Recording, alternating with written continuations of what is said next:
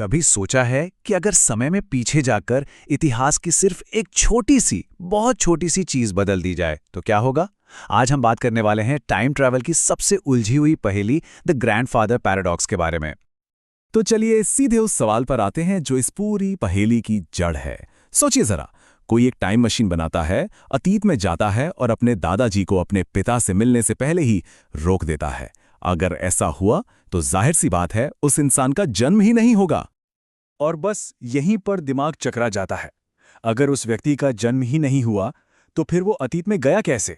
ये कैसे हो सकता है? इसी का कोई जवाब नहीं। और इसी असंभव सिचुएशन को हम दादा विरोधाभास या ग्रैंडफादर पैराडॉक्स कहते हैं।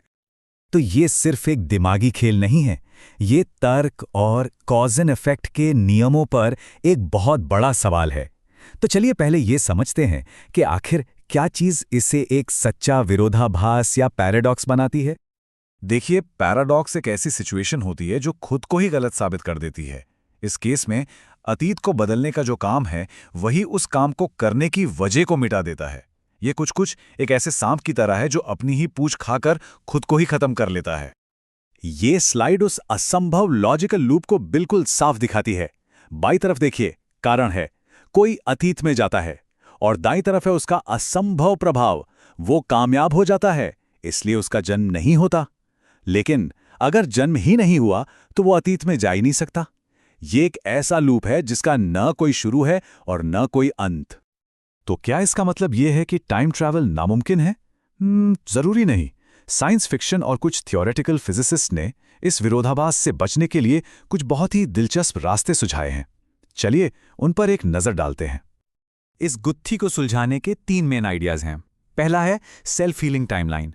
इसका मानना है कि यूनिवर्स खुद को ठीक कर लेगा।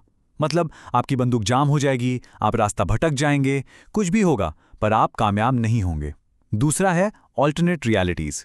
इसके मुताबिक आपके अतीत में जाने से एक नई पैरेलल टाइमलाइन बन जाएगी। आपने अपने दादाजी को रोका, लेकिन वो एक अलग दुनिया में, आपकी अपनी टाइमलाइन पर कोई असर नहीं होगा। और तीसरा सबसे आसान है, अपरिवर्तनीय अतीत। यानी जो हो चुका है वो पत्थर की लकीर है, उसे बदला ही नहीं जा सकता। बात खत्म। तो हमने विरोधाभास और उसके कुछ संभावित समाधान देख लिए।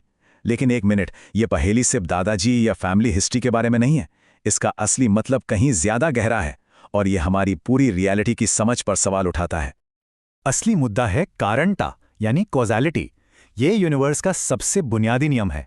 पहले कारण होता है, फिर उसका प्रभाव। पहले स्विच दबाते हैं जो कि कारण है, फिर बल्ब जलता है जो कि प्रभाव है।